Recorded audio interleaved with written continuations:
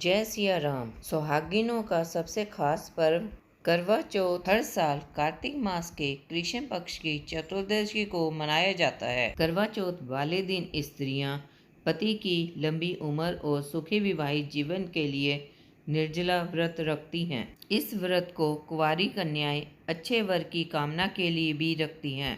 करवा चौथ का यह व्रत सुबह सूर्य उदय होने से शुरू होकर शाम को चांद निकलने तक रखा जाता है। चांद को अर्घ्य देकर पति के हाथों जल पीकर इसको खोला जाता है। करवा चौथ की पूजा प्रातः स्नान कर गौरा माता की पूजा कर सरगी लें और व्रत शुरू करें। शाम को तैयार होकर करुआ माता और गणेश जी की पूजा करें। करुआ और बायना लेकर कथा पढ़े या सुने और बायना अपनी सास को दें।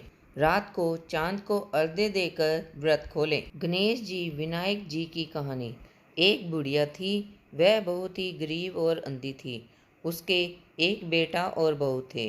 वह बुढ़िया सदैव गणेश जी की पूजा किया करती थी।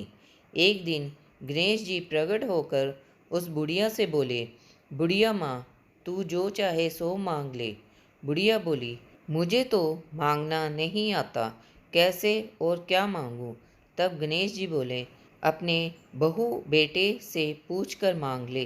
तब बुढ़िया ने अपने बेटे से कहा, गणेश जी कहते हैं तू कुछ मांग ले, बता मैं क्या मांगूं?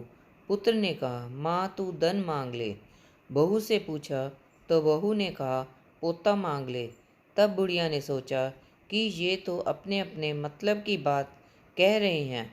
अब उस बुढ़िया ने पड़ोसियों से पूछा तो उन्होंने कहा, बुढ़िया तू तो थोड़े दिन जिएगी, क्यों तू धन मांगे और क्यों पोता मांगे? तू तो अपनी आंखों की रोशनी मांग ले, जिससे तेरी जिंदगी आराम से कट जाए। जब दूसरे दिन गणेश जी आए और बोले, बुढ़िया माई क्या मांगती है?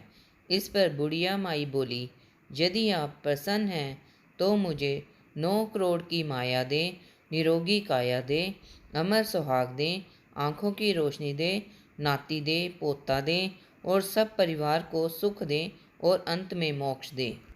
यह सुनकर तब गणेश जी बोले, बुढ़िया माँ, तूने तो हमें ठग लिया। फिर भी जो तूने मांगा है वचन के अनुसार सब तुझे मिलेगा। और यह कहकर गणेश जी अंतर्ध्यान हो गए। उधर बुढ़िया माँ ने जो कुछ मांगा वह सब कुछ मिल गया। हे गणेश जी महाराज, जैसे तुमने उस बुढ़िया माँ को सब कुछ दिया वैसे ही सबको देने की कृपा करना। कार्तिक कृष्ण पक्ष की चतुर्दशी को करवा चौथ कहते हैं। इसमें गणेश जी का पूजन करके उन्हें पूजन दान से प्रसन्न किया जाता है। इसका विधान चैत्र की चतुर्दशी में लिख दिया है, परंतु विशेष यह है कि इसमें गेहूं का करवा भर के पूजन किया जाता है और विवाहिता लड़कियों के यहाँ चीनी के करवे पहेर से भेजे जाते हैं तथा इसमें निम्नलिखित कहानी सुनकर चंद्रोदय में अर्घ्य देकर व्रत खोला जाता है। करवा चौथ की कथा। श्री गणेशाय नमः। एक साहूकार के 7 लड़के और 1 लड़की थी। एक बार कार्तिक मास की कृष्ण पक्ष की चतुर्थी तिथि को सेठानी सहित उसकी 7 बहुएं और उसकी बेटी ने भी करवा चौथ का व्रत रखा। रात्रि के समय जब साहूकार के सभी लड़के भोजन करने बैठे तो उन्होंने अपनी बहन से भी भोजन करने को कहा। इस पर बहन ने कहा, भाई अभी चांद नहीं निकला है, चांद के निकलने पर उसे अर्घ्य देकर ही मैं आज भोजन करूंगी। साहूकार के बेटे अपनी बहन से बहुत प्यार करते थे। उन्होंने अपनी बहन का भूख से व्याकुल चेहरा देखकर बेहद दुख हुआ। साहूकार के बेटे नगर के बाहर चले गए और वहां एक पेड़ पर चढ़कर अग्नि जला दी। घर वापस आकर उन्होंने अपनी बहन से कहा, देखो बहन, चांद निकल आया है, अब तुम उन्हें अर्घ्य देकर भोजन ग्रहण करो। साहूकार की बेटी ने अपनी भाभियों से कहा, देखो चांद निकल आया है, तुम लोग भी अर्घ्य देकर भोजन कर लो। ननद की बात सुनकर भाभियों ने कहा, बहन अभी चांद नहीं निकला है, तुम्हारे भाई धोखे से अग्नि जलाकर उसके प्रकाश को चांद के रूप में तुम्हें दिखा रहे हैं। साहूकार की बेटी अपनी भाभीियों की बात को अनसुनी करते हुए भाइयों द्वारा दिखाए गए चांद को अर्घ देकर भोजन कर लिया। इस प्रकार करवा चौथ का व्रत भंग करने के कारण विघ्नहर्ता भगवान श्री गणेश साहूकार की लड़की पर अप्रसन्न हो गए। गणेश जी की अप्रसन्नता के कारण उस लड़की का पति बीमार पड़ गया और घर में बचा हुआ सारा धन उसकी बीमारी में लग गया।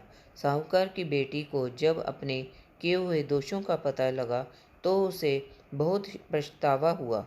उसने गणेश जी से क्षमा प्रार्थना की और फिर से विधि विधान पूर्वक चतुर्थी का व्रत शुरू कर दिया। उसने उपस्थित सभी लोगों का श्रद्धा अनुसार आदर किया और तदुपरांत उसने आशीर्वाद ग्रहण किया। इस प्रकार उस लड़की के श्रद्धा भक्ति को देखकर एक दंत भगवान गणेश जी उस पर प्रसन्न हो गए और उसके पति को जीवन दान प्रदान किया।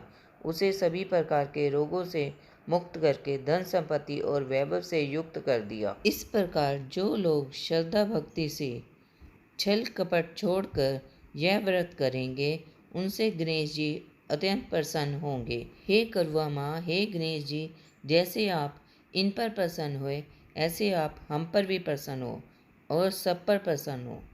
जय गणेश जी, जय हो गणेश जी, जय करुआ माता की जय, जय करुआ माता की जय, जय करुआ माता की जय।